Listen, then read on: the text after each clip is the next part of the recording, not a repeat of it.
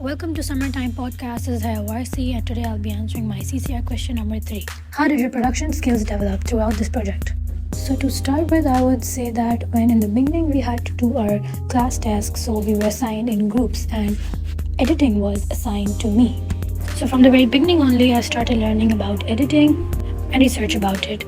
Not only it helped me learn new techniques, but also enhanced my previous ones. How to set the tones, the lighting, the sound, everything I started learning from the very beginning, and it kept getting better and better by time. Affected through so many genres, so many different areas and perspective, we thought we could build our film upon.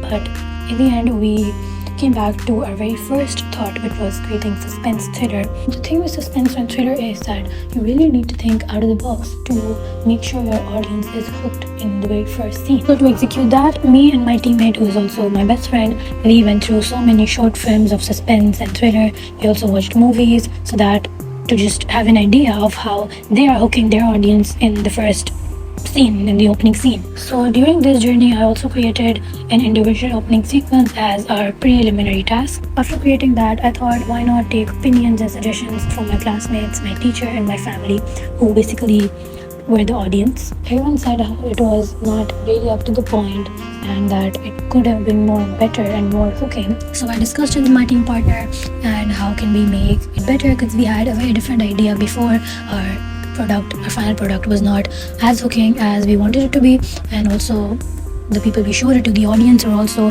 not really satisfied. So we definitely decided to change the whole product. It was a very rough and not a very clear vision of an opening sequence, so we definitely decided to do something else related to that, but something else. It was a pretty difficult time to switch our whole movie idea and the setting, the props, everything in a very short amount of time. It was obviously difficult and hectic for us, but again, on the other hand, it provided us with so much skills and so much learning. So during this whole work process, we discovered a few apps and websites which actually helped us to work on a faster pace. So we were definitely pretty grateful for all this switching we had to go through, because it allowed so many new things to us. It opened so many new doors and paths to explore and to, make different ways to work.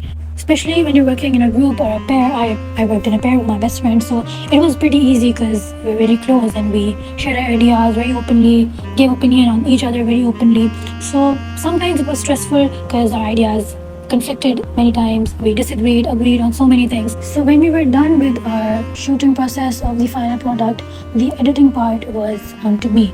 The tricky part is the editing part only, where you have to showcase all your skills and learn new skills. And that's what I did. I learned so many new skills from the app I was editing on, CapCut, and then so many other apps, Canva and Filmora. They helped me learn so many new techniques and ways to make my film look more interesting. During the preliminary task, my lighting techniques and my sound techniques were not really up to the mark. It was just the beginner's one. So from that time, I started working on it. I started searching up for how to improve my lighting techniques and how to set the tone of the film according to its genre. Because lighting is something which tells the truth of the scene.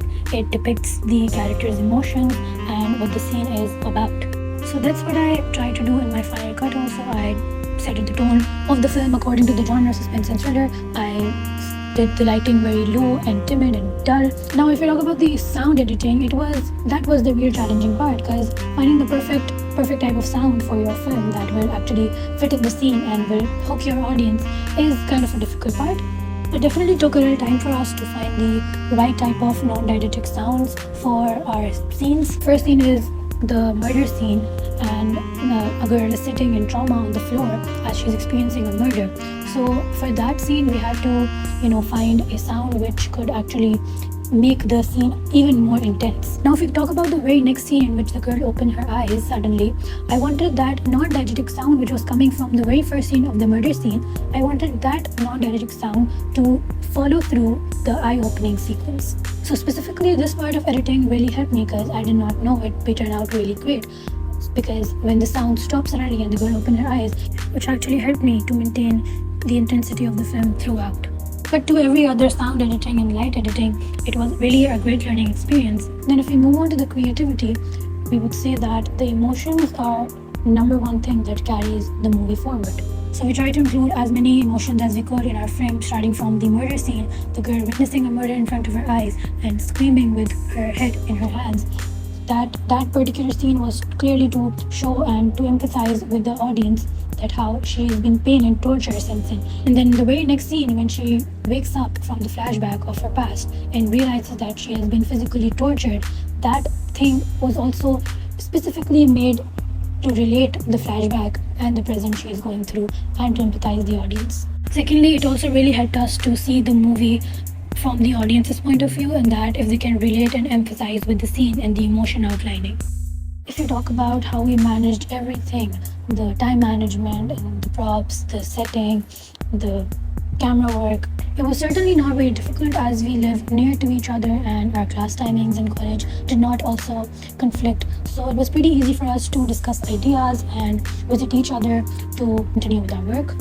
The camera work was solely done by my teammate. For every shot, we used to decide the perfect angle which can portray the emotion and the feel of that particular shot. Now, if we talk about the context of the film, as we watched so many different opening sequences and films before, we came to a conclusion that every opening sequence, every film has a hidden message, and that we also have to come up with something which actually attracts and gives out a message to the audience. So this developed a sense of realization that we have to provide the audience with something they can relate to and can see the message inside it. So that's what we did. We decided to come up with something which is an issue in the society. So we came up with mental trauma and physical abuse. This greatly helped us to look at the things from a very wider vision, and to be able to portray such a message was really a big deal and wanted it to be as clear and as hooking as possible.